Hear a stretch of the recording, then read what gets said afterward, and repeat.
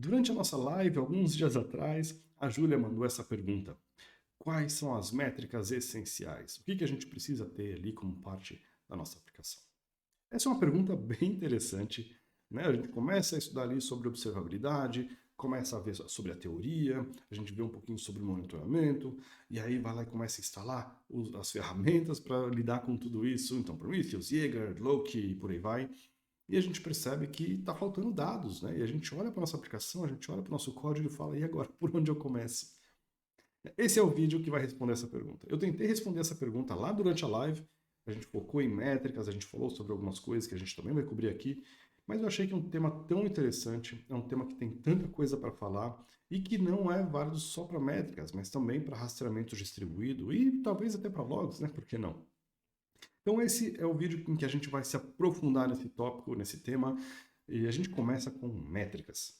Eu vou começar então citando os 4 sinais dourados que foram definidos lá naquele livro do Google, né, ou enfim, de pessoas que trabalharam no Google. É o livro Site Reliability Engineering, o SRE, né, The SRE Book. É um livro que já tem alguns anos, mas é a referência, a bíblia para quem trabalha nessa área de engenharia de confiabilidade. Inclusive, o termo SRE foi definido neste livro, né, com base nas experiências lá do Google. Então, o que é SRE, o que é DevOps, é tudo explicado lá nesse livro, qual que é a diferença entre os dois, e o que um profissional de SRE, o que uma pessoa engenheira de confiabilidade deve fazer, quais são as atribuições, mas está tudo lá no livro, vale a pena dar uma olhada, vale a pena destrinchar, vale a pena gastar algumas horas lendo aquele livro. Você não precisa pagar por ele está disponível online, então vai lá, abre o livro, leia. Mas a gente vai focar numa parte específica desse livro, que é essa definição dos 4 sinais dourados. Então, no livro eles falam que para todos os serviços você precisa ter então esses 4 sinais. Esses 4 sinais, eles são a latência, eles são o tráfego, erros e saturação. Então, a latência que a gente tem é a duração, é o quanto alguma coisa leva para acontecer. Né? Tem toda a definição de o que é latência lá no livro e tudo mais, tem umas nuancezinhas interessantes para se ver, mas de uma forma mais ou menos resumida, latência então é o tempo em que nós, como servidor, é o tempo em que nós demoramos para retornar uma resposta para o nosso cliente. E latência também é o tempo em que nós levamos ao chamar um outro serviço, ou seja, que um serviço demora para responder para a gente. Então, a nossa latência, a latência que nós temos por uma determinada dependência, é X. A latência que aquele serviço vai ver é X menos a latência de rede, né? Então, mas para nós, consumidores daquele serviço, a latência é um número absoluto que inclui a latência de rede em si. Né? Então, se nós temos, por exemplo, um servidor aqui no Brasil fazendo o nosso serviço, e esse servidor aqui no Brasil precisa de uma informação que está na Ásia, por exemplo, então nós temos que ir até a Ásia, fazer o requerimento e receber a resposta lá da Ásia. E claro, por mais que seja fibra ótica, a gente tem a velocidade da luz aí como a nossa barreira aí, né? A gente só pode ir tão rápido quanto a velocidade da luz, né? Essa é por conta da fibra ótica, aquela coisa toda. Então, quanto mais longe estão as informações, maior é a latência, maior demora para o nosso pedido chegar até lá. Aí o nosso pedido chega, ele é processado pelo serviço e retornado para a gente. O serviço que está lá do outro lado vê a latência como o tempo em que o serviço em si levou para responder, enquanto que a gente está vendo esse tempo mais o tempo da rede. De qualquer forma, a gente precisa medir a latência, a gente precisa saber quanto tempo levou para um requerimento que a gente fez e quanto tempo nós estamos levando para retornar para um cliente nosso. Então, esse é o primeiro sinal dourado. O segundo sinal dourado que nós temos é o do tráfego. Né? Então, o tráfego aqui pode ser resumido quando a gente está falando de microserviços, quando a gente está falando de serviços baseados em HTTP. Então, o tráfego é o número de requisições que nós estamos servindo. Né? Então, se você está falando de outros protocolos, então o tráfego talvez seja visto de uma outra forma, talvez seja visto em volume de dados ou alguma coisa assim, mas geralmente em microserviços, seguindo o protocolo HTTP, nós temos então em número de requisições. Nós temos o terceiro sinal dourado, que é o número de erros, né? Então, nós temos erros de diversas categorias. Nós temos erros na categoria 400 ou 500, de novo, falando de HTTP, não falando de um protocolo específico, ou enfim, não de um protocolo customizado, ou não de um gRPC, por exemplo. Nós estamos falando aqui, 400 e 500 são, né, as classes de retorno do HTTP. Então, a gente vai falar um pouquinho mais sobre o que fazer com isso, mas o terceiro sinal dourado, então, são os erros. A gente precisa ter uma forma de capturar quantos dos requerimentos que a gente está recebendo são erros e quantos não. E aí o quarto sinal dourado é a saturação. Então, a saturação é basicamente o quanto o nosso serviço está sendo utilizado. Né? Então, se a gente tem, sei lá, 1000 requerimentos por segundo, 1000 requisições por segundo, e a gente tem a capacidade de 10.000, então a gente pode falar que a nossa saturação está ali em 10%. Né? A gente tem tem bastante ar ainda para respirar, a gente ainda consegue servir mais requerimentos, né? Mais requisições. Então essa é a saturação. Saturação como está o consumo de recursos da nossa aplicação e o quanto nós temos ainda disponível para consumir. Então esses são os 4 sinais dourados aqui, então, para a gente resumir, é latência, tráfego, erros e saturação. Então, essas são as 4 informações que nós precisamos ter com relação à nossa aplicação. E como é que a gente traduz isso para microserviços? Né? Como é que a gente implementa isso? A implementação mais normal hoje é seguindo a técnica de RED. Né? RED é uma sigla em inglês, RED, então R de requisições, requests, E de errors, de erros, e D de duração, né? Duration. E aí você pode ver que elas ligam aí já com 3 dos sinais, né? A gente não tem a saturação aí no meio, mas a saturação a gente consegue derivar. A ideia dessas métricas RED é a gente olhar aqui, a gente criar métricas na nossa aplicação que vão nos dar informação, por exemplo, de quantas requisições nós temos. E aí a gente coloca um contador ali no nosso código e fala assim, toda vez que você recebe uma nova requisição, você adiciona 1 no seu contador. E aí você envia esses dados para um banco de dados com base em tempo, né, que é um Time Series Database, por exemplo, um Prometheus da vida, e aí você consegue tirar estatísticas do tipo quantas requisições por segundo ou por minuto eu tive durante a última hora.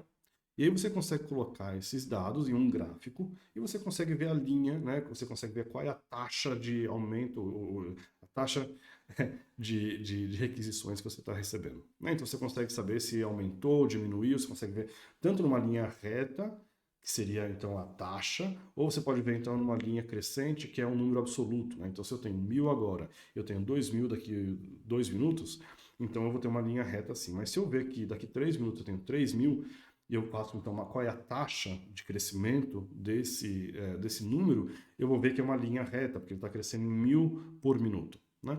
Então, se a gente pegar esse rate, essa taxa, a gente consegue ver qual é a nossa variação dos requerimentos que a gente está tendo. Então, se a gente vê, por exemplo, uma subida bem brusca nesse número, nesse primeiro gráfico de requisições, a gente pode ver que tem alguma coisa acontecendo que está fora do padrão. A gente está vendo, olha, teve um pico agora e talvez seja porque, sei lá, a gente apareceu na TV, sei lá, se alguém ainda assiste TV, a gente vê ali que tem alguma coisa diferente, a gente pode então olhar e tentar descobrir o que está acontecendo ali.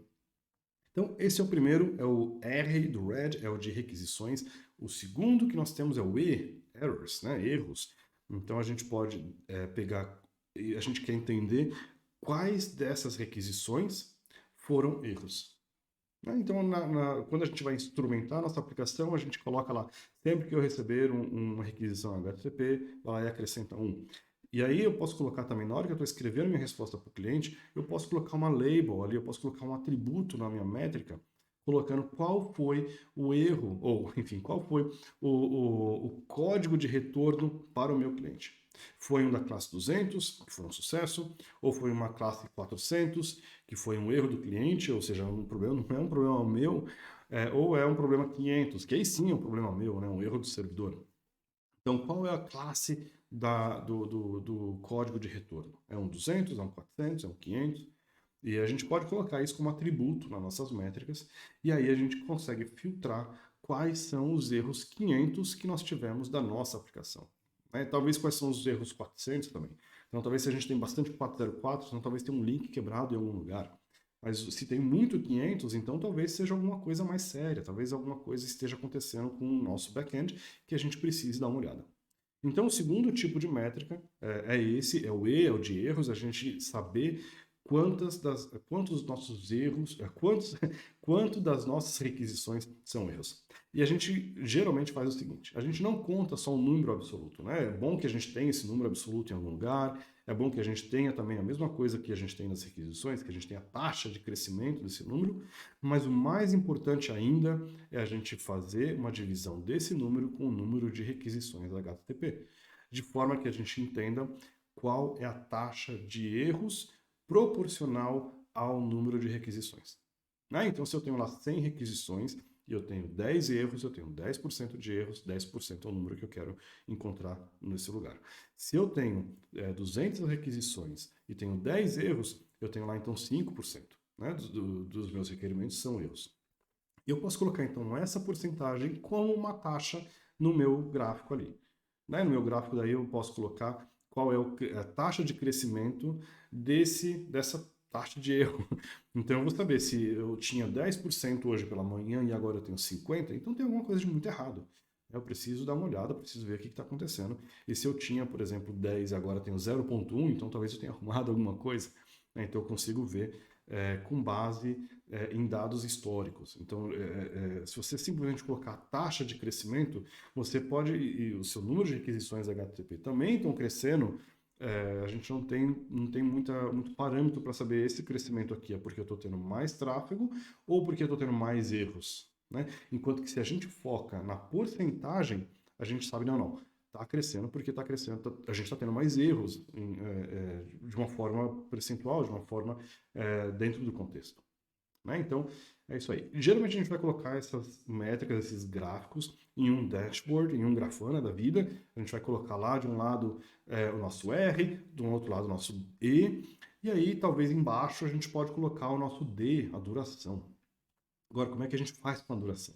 Né? Cada requerimento tem uma duração, então como é que a gente vai colocar? Vai colocar o quê? Uma média? Vai colocar... Não, a gente vai fazer o seguinte, a gente vai recriar os chamados P's, né? São os percentuais, são é o tail, né? Dos nossos requerimentos. Então a gente vai pegar o P50, por exemplo, que aí, para quem estudou estatística, para quem não faltou nas aulas de estatísticas da universidade, o P50 é basicamente o mediano, né? A gente vai pegar qual é o requerimento que está bem ali no meinho, e a gente vai falar, então 50% das requisições levaram mais do que isso e 50% levaram menos do que isso. E a gente vai ter também o P90, por exemplo. Então, a gente vai, de novo, a gente vai fazer um risco, a gente vai levar a régua lá para 90% e falar, então 90% está dentro disso e 10% está fora disso. E aí a gente pega o P99. Então, o P99 a gente fala 1% está pior do que isso e 99% está melhor do que isso. O que é apropriado para o seu negócio é você que vai dizer. Em geral, para microserviços normais, ou seja, a gente não está falando de batch, a gente não está falando de conexões que duram por muito tempo, aquela coisa toda, eu diria que um P99 você coloca ali, ou você coloca o P99 e o P90, e aí você consegue então ter uma boa noção de como é que está a performance aí do seu cliente. Né? Talvez esse 1% você não deve ignorar, existem vários artigos aí dizendo que aliás, argumentando para os dois lados, argumentando que você não deve ir muito além e procurar muito o que está acontecendo com esse 1%. Outros já dizem que sim, você tem que ir atrás desse 1%. Nesse livro mesmo que eu mencionei, o SRE Book, ele tem um caso bem interessante sobre 1%. Né? Eu não vou me adentrar aqui, a gente não é o tópico desse vídeo hoje, desse vídeo agora, mas se você ficou curioso, vai lá dar uma olhada, é bem bacana, procura lá por Amazon ou AWS, acho que é Amazon mesmo, procura por Amazon e você vai ver que o caso é super interessante. Mas, então vamos voltar lá para a nossa duração, para o nosso D. Então a gente tem, de um lado a gente precisa entender quais são os nossos P99, P90, P50, são os clássicos. Mas uma outra forma de visualizar a duração é através de histogramas. Então, através daqueles mapinhas ali de fogo, né, os flame graphs. Então, a gente vai colocar numa parte ali do nosso dashboard, a gente vai colocar um flame graph desses. A gente vai colocar um gráfico de fogo nesse. E esse gráfico de fogo você já deve ter visto, você com certeza conhece esse gráfico. ele é cheio de pontinhos, né? Então ele tem lá, sei lá, se a gente está falando da última hora, e 5 minutos a cada hora, então a gente tem ali uns 20 pontinhos, 20 colunas, e aí para cada uma dessas colunas a gente tem um buraquinho. E cada buraquinho desse representa em inglês a gente chama de bucket, né? Um balde, onde a gente vai jogar ali os dados para contar. Em resumo, é assim, um histograma funciona da seguinte forma. A gente fala, eu estou interessado em separar as minhas latências em 5 baldes. Então, o primeiro balde é o que leva, são das requisições que duraram até 10 milissegundos. O segundo balde é o que durou entre 10 e 20, aí o terceiro é de 20 a 50, e aí 50 a 100, e acho que a gente tem mais um balde, né? Então, de 100 acima, 100 até infinito. Então, é o mais lá no Prometheus, né? Então, o que durou mais do que o penúltimo baldezinho. E aí, então, a gente vai ter 5 linhas no nosso gráfico de fogo, no nosso flame graph. A gente vai ter, então, 20 colunas e 5 linhas. Cada uma das linhas representa um baldezinho. E aí a cor desse buraquinho, então a gente tem as 20 vezes 5, a gente tem 100 pontos, né, nesse gráfico. Cada um desses pontos vai ter uma cor. E quanto mais vermelhinho, mais itens nesse balde. Então, o ideal é, obviamente, que a gente tenha o máximo de vermelhinhos possíveis na parte de baixo, né? Ou seja, ou enfim, dependendo da configuração do seu gráfico, mas o ideal é que a gente tenha o máximo de vermelhinhos possíveis no balde que representa a latência mais baixa, né? Ou seja, o nosso sistema nossas requisições foram as mais rápidas possíveis. E a gente, claro, vai ter um outro baldezinho lá em cima, nos gráficos em cima, com um ou outro item ali dentro. É normal, acontece, às vezes a gente não consegue explicar o porquê, às vezes é um cliente que viu pelo celular e a conexão foi feita e caiu a conexão dele, e enfim, aconteceu alguma coisa que nós olhando simplesmente para essa informação não conseguimos explicar. É claro que existe uma explicação técnica, a gente só não consegue diferenciar, não consegue saber qual é só por olhar nesses dados. O problema é se a gente começar a ter muitos erros ou muitos itens nesses baldezinhos de cima. Então é bem interessante quando a gente vê gráficos de quando as coisas não estão indo bem, a gente começa a ver que o vermelhinho começa a subir, né? A gente começa a ver como se fosse um vulcãozinho nesse gráfico, em que naquele período ficou bem vermelhinho, os do meio depois mais para cima, para cima, para cima, enquanto o que representa que os clientes estão tendo cada vez mais, estão tendo cada vez latências maiores. Então, esse é o gráfico de duração. Então, duas formas de ver. A gente tem lá os nossos P's, então a gente tem o P50, P90, P99, P95, talvez, dependendo do caso. Mas os mais comuns aí, 99, 90 e os 50. E do outro lado a gente tem esse gráfico, né, o flame graph, esse gráfico de foguinho aí, em que a gente tem quantas ocorrências nós temos por balde. Então essas são as métricas RED, RED, requisições, erros e duração. Além disso, nós temos uma outra técnica, e claro, RED é uma das técnicas que a gente tem, né? É a mais comum, talvez seja a mais aceita hoje, e é a que mais faz sentido para microserviços.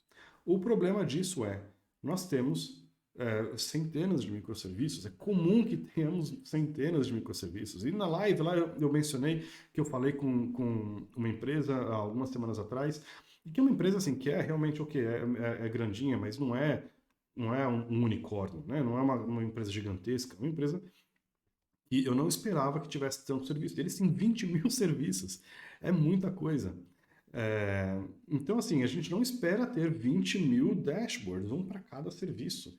E eu, como uma pessoa desenvolvedora, eu sou geralmente responsável por mais de um serviço. Então, como é que eu vou ficar ali com, sei lá, mais de um dashboard aberto enquanto estou desenvolvendo o meu código?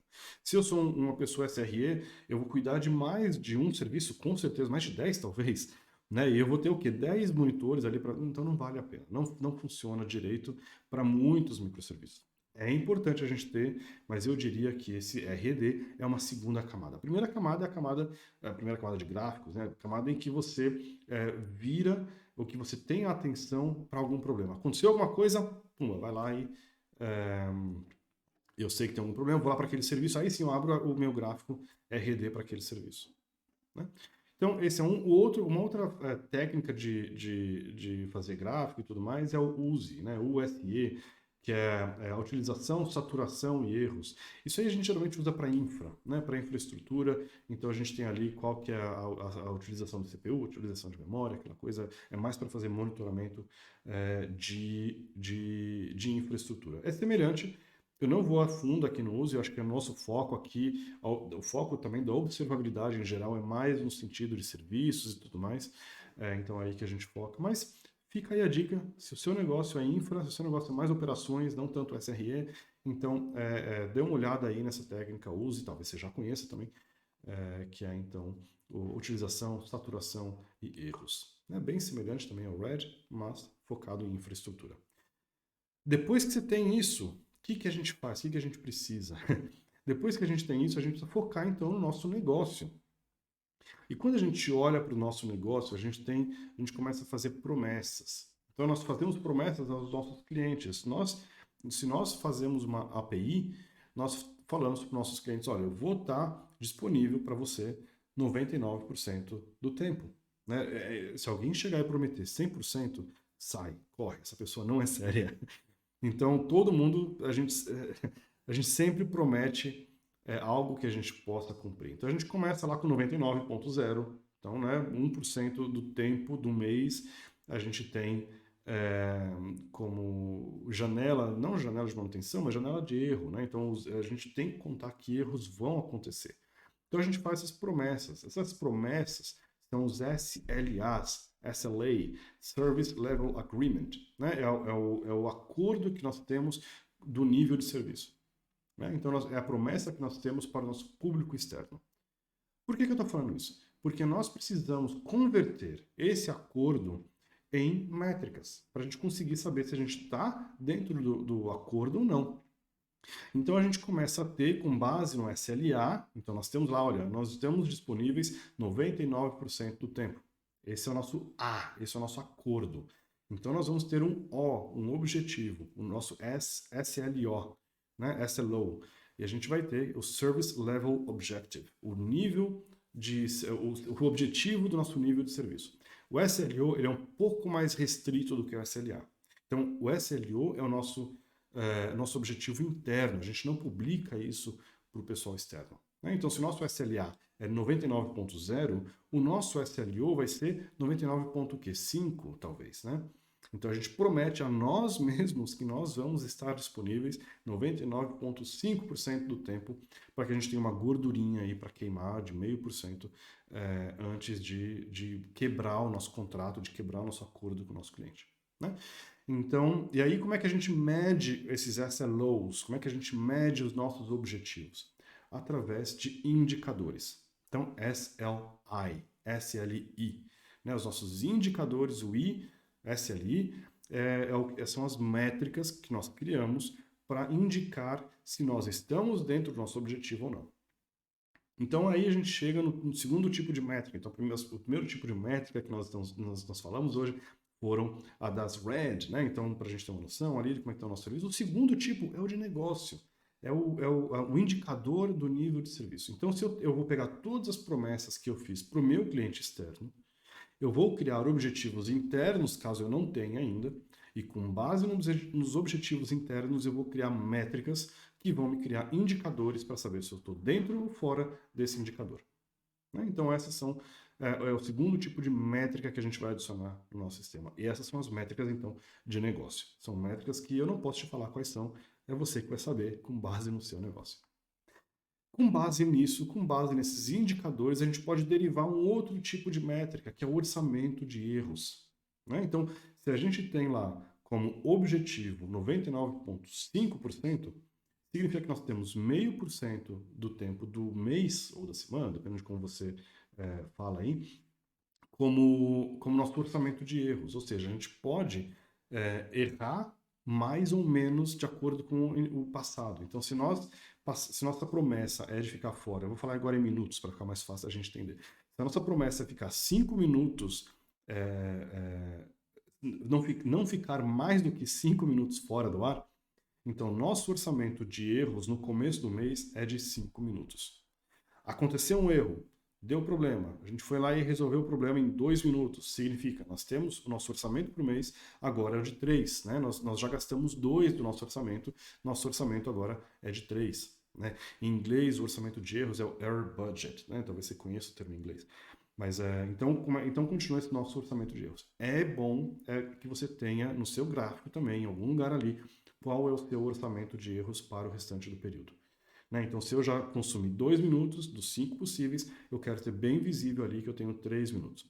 Por que eu quero isso? De novo, volta lá no livro SRE, eles explicam de uma forma bem interessante, bem densa, densa não, mas bem aprofundada sobre... Eles têm até um capítulo inteiro, se não me engano, de orçamento de erros, mas a ideia é a seguinte: você, como uma pessoa que trabalha com um serviço inovador, você tem que se dar não é se dar ao luxo, mas você tem que se dar o direito de errar, de andar mais rápido, de cometer erros. Né? Então quando a gente está fazendo um sistema, a gente conhece que nosso objetivo não é de introduzir bugs, não é de introduzir problemas, mas acontece.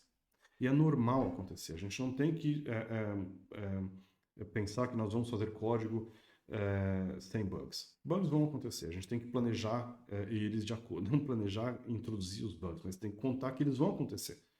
Né? Então, entra então nesse nosso orçamento de erros. A gente tem que saber. E aí com o orçamento de erros, se a gente vê que dos 5 minutos que nós temos de orçamento por mês, nós já consumimos 4, então, quer saber? A gente vai ficar sem colocar uma versão nova até o final do mês para a gente não estourar o nosso acordo com o cliente.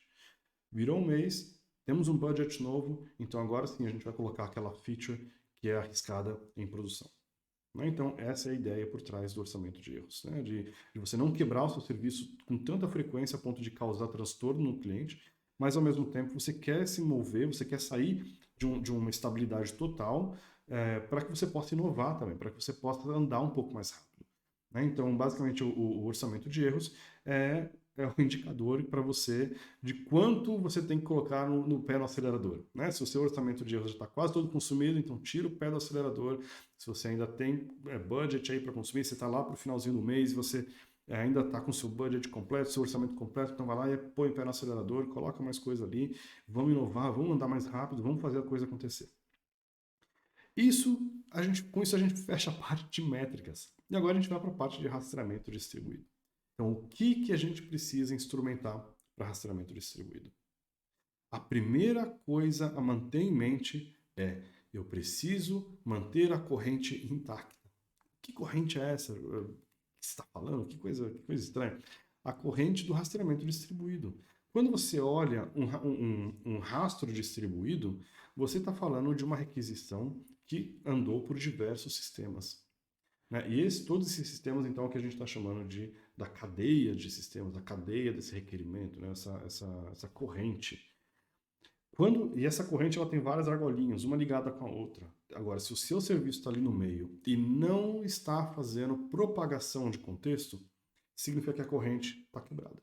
Então, eu tenho informações sobre a primeira parte dessa corrente, eu tenho informações sobre a segunda parte da corrente, mas elas não se conectam. Eu não consigo fazer o pulo de uma parte da corrente para outra, porque alguma coisa aqui no meio parou de fazer a propagação de contexto. Então, primeira regra de rastreamento distribuído é: não quebre a corrente. Então, ouviu falar de rastreamento distribuído? Vai lá e coloca uma biblioteca que vai fazer a propagação de contexto para você. Na pior das hipóteses, faça a propagação de uma forma manual, se você não quer utilizar nenhuma biblioteca. É a forma, inclusive, que, se você for olhar na documentação do Istio, né, daquela malha de serviços, do Service Mesh Istio, ele tem lá na parte de rastreamento distribuído, em Distributed Tracing, ele fala: esses são os cabeçalhos que você tem que propagar. Ou seja, esses são os cabeçalhos que você vai pegar da sua requisição e vai incluir nas outras requisições que você for fazer. Então, se eu recebo chamadas do serviço A e eu sou o serviço B e eu faço chamadas para o serviço C, eu tenho que pegar os cabeçalhos da HTTP que são relacionados a contexto, a propagação de contexto, pegá-los e copiá-los para a minha saída, de forma que essa corrente não vai ser quebrada. Né? Então, esse é o mínimo que você precisa fazer para que os sistemas eles sejam conectados uns aos outros, que você não quebre a corrente. Você não quer ser o responsável por quebrar a corrente. Já que você está instrumentando para, pelo menos, fazer a propagação do serviço, Então, o mínimo que você pode fazer, ou a segunda mínima parte que você tem para rastreamento distribuído, o que você deve fazer é pelo menos instrumentar as suas chamadas de entrada e suas chamadas de saída. Então, na visão como servidor, como eu estou servindo meus clientes, você tem que criar um span, um trecho, que represente a duração dessa requisição, do retorno dessa requisição do seu cliente. E você deve criar um span, um trecho, para cada requisição que você está fazendo para um outro serviço. Então, voltando para o exemplo do A, B e C, eu sou o B, então eu recebo uma requisição do A, essa requisição que eu recebi do A, eu vou criar um span para representá-la, vou criar um trecho para representá-la, e esse trecho, então, ele tem uma data de início e tem uma duração. Dentro desse trecho, eu vou fazer chamadas para o serviço C. Então, quando eu fazer chamadas para o serviço C, eu inicio um novo trecho antes de fazer a chamada, e na hora que eu recebo a resposta do serviço C, eu fecho aquela chamada. De forma que eu criei, então, dois trechos, eles estão ligados uns com os outros, propagação de contexto, e aí, quando a gente vai visualizar essa informação numa ferramenta de rastreamento distribuído, a gente vai ver que nós gastamos 10 milissegundos para responder para o A, sendo que desses 10 milissegundos, 5 foram na chamada que nós fizemos para o serviço C. Aí volta toda aquela história da latência que a gente falou lá no começo, né? Então, 5 talvez não seja 100% do C. O C vai me falar que essa chamada que ele recebeu da gente, B, na verdade, durou 4 milissegundos do lado dele. Ou seja, nós temos 1 milissegundo de latência de rede entre o serviço B e o C. Então, isso é o mínimo que a gente precisa para rastreamento distribuído quando nós estamos começando, quando nós estamos falando de serviços, de microserviços, de serviços HTTP. Né? Uma outra coisa que é interessante a gente saber é o que a gente não deve fazer. Não crie um trecho por função. Esse é um anti-padrão, esse é um anti-pattern. Não crie um span por função ou por método. Tá? Vai ser muita informação, você vai acabar tendo muita coisa e muito barulho também te desconcentra. Né? Então não faça isso. Então agora que você já tem isso, talvez agora você já tenha mais tempo, mais experiência, então o que mais eu devo fazer? Duas coisas. Você pode instrumentar também a sua rotina de inicialização da aplicação. Então imagine que se for uma aplicação legada, um monolito, que você tem lá, você gasta 1 ou 2 minutos na hora de inicializar a aplicação, então talvez você queira ter uma visualização do que está acontecendo ali. Então instrumente a sua rotina de inicialização. Para microserviços isso geralmente é mais rápido, mas ainda assim talvez nós estamos construindo uma conexão com o banco, ou então criando um pool aí de conexões, um conjunto de conexões e tudo mais. Então talvez você tenha algumas rotinas de inicialização do seu serviço e que você não tenha a visibilidade dela. Né? Então vai lá e instrumenta ela. E aí sim pode ser interessante você colocar um span para cada função. Né? Porque geralmente essa função de inicialização é única, ela só acontece por definição uma vez na aplicação, e então a gente pode sim se dar o luxo de ter bastante informação bem detalhada sobre esse processo. Outro tipo de coisa com ferramentas de processamento em lote, né, o batch processing. Então, se nós temos alguma coisa, se nós temos um processo que acontece em batch, né, em lote, sendo ou parte da nossa aplicação ou fora, geralmente batching, ou esse processamento acontece, ele acontece em segundo plano. E é muito difícil a gente entender as coisas que estão acontecendo em segundo plano, por definição, né? Então, e aí, de novo, isso sim é bom você instrumentar de cabo a rabo, você saber exatamente tudo que está acontecendo ali, porque são coisas que são difíceis de detectar.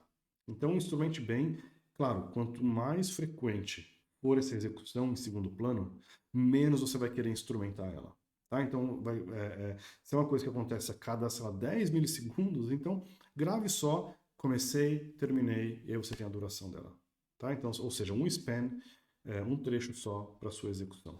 Se é uma coisa que acontece uma vez por dia, aí sim, você vai querer colocar cada função que aconteceu, talvez cada item do lote, quanto tempo levou para processar cada item do seu lote, e por aí vai. Né? Então é isso. Então, acho que o ponto aqui, a pegada do negócio se você está fazendo tudo que está na parte quente da sua aplicação, instrumente um pouco o mínimo necessário, ou seja, só a duração do processamento como um todo, e para as coisas que não estão, para as coisas que estão em segundo plano, para as coisas que não estão na parte quente do seu código, aí sim você instrumenta bastante para entender exatamente o que está acontecendo ali. Tá certo? Então é isso, essas são as regras básicas aí de rastreamento distribuído.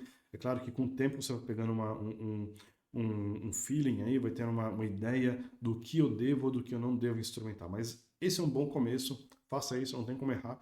Depois, com o tempo, conforme você vai vendo os erros que vão acontecendo, você vai vendo que eu preciso instrumentar mais esse trecho, eu preciso instrumentar mais aquele trecho, e aí fica mais... aí você acaba tendo, com o tempo, informações suficientes para resolver, você tem realmente uma observabilidade muito boa do seu sistema com o tempo. Terceiro, então, a gente tem o nosso terceiro sinal, o sinal de logs, né? E com logs, poxa, se eu já tenho métricas, se eu já tenho rastros, eu preciso de logs, né? Muitas vezes a resposta é não. Muitas vezes o que você está adicionando como uma entrada de log, talvez seja interessante que vire um span, que vire um trecho, né, de um rastreamento distribuído. Ou talvez vire uma métrica. Então, talvez você está falando assim, aconteceu isso, aconteceu isso. Então, te troca isso aqui e coloca uma métrica, né? Coloca como um gauge. Gauge é aquele valor fixo que nós temos, né? Então, por exemplo, qual o número atual de conexões no servidor, né? Alguma coisa assim. Então, esse é um gauge, é um valor fixo, é um valor único. Então, na hora que esse número muda, você muda para cima ou para baixo, enquanto que o contador ele só vai para cima, né? Mais um requerimento, mais. Enquanto que o gauge ele é o estado atual de alguma coisa. Então os logs, eles podem muitas vezes serem substituídos de uma forma mais inteligente, mais interessante, por rastreamento distribuído ou por métricas. Né? Então pensa ali um pouquinho, eu preciso mesmo que seja logs, não preciso, mas tem casos em que você realmente precisa de uma entrada de log. Né? Então se você não vai agregar eles, por exemplo, para extrair uma métrica, para saber a taxa de velocidade de alguma coisa, taxa de execução de alguma coisa, então você pense sim em utilizar um log. Logs, o que são logs? Logs são eventos que acontecem na sua aplicação e a diferença agora de rastreamento distribuído é esses eventos eles não têm uma duração, eles simplesmente aconteceram. Né? Então, se o seu evento ele tem uma duração, ele com certeza tem que ser um trecho de um rastro. Né? Ele tem que ser um span. Pense também que na hora de você decidir se você vai fazer um log ou vai fazer um trecho, você pode pensar, será que esse log ele entraria bem como um evento dentro do meu span, dentro do meu trecho? Né? Se você for olhar lá a documentação de OpenTelemetry ou então até do OpenTracing antigamente, você vê que existe um suporte para eventos dentro do span. E aí, quando você visualiza uma ferramenta tipo Jaeger, o tempo, você vê você vê o span, a linha dele, do span, e aí dentro da linha do span você vê várias marcaçõezinhas, e cada uma dessas marcaçõezinhas são os eventos dentro daquele span. Então, coisas que aconteceram ali. Então, se você acha que o que você está fazendo caberia dentro de um span, então sim, ele é um bom candidato para logs. Agora a próxima decisão é, eu vou gravar como um evento dentro do meu span ou eu vou gravar como uma entrada de log no meu arquivo ou no meu framework de logs. E aí a minha sugestão é, se você pretende buscar por essa linha de log em uma ferramenta de logs, então grave isso aí como log, não grave como span event. Não grave como evento dentro do seu trecho. O motivo é muito difícil buscar nas ferramentas atuais, é muito difícil buscar por esses eventos. É muito mais fácil buscar por trechos, por spans nessas ferramentas, do que pelos eventos que estão dentro dos spans. Né? Por outro lado, se você imagina que você não vai fazer uma busca por aquilo, mas que essa informação vai ser útil na hora de depurar um problema, então na hora que você está depurando um problema, você tem o rastro ali, todo o seu rastro inteiro, você abre aquele span e aí sim a informação é útil para saber aonde no span, onde no trecho aquele evento aconteceu, aí o seu evento pertence então realmente ao trecho. É isso, o vídeo ficou um pouquinho mais longo do que eu esperava, mas eu acho que deu para a gente adentrar em tudo que eu queria falar sobre esse tópico. E espero que vocês tenham gostado. Coloca seu feedback aí nesse vídeo, coloca lá, manda mais perguntas, manda esse vídeo para quem você acha que precisa saber mais sobre o que precisamos instrumentar. Até o próximo vídeo.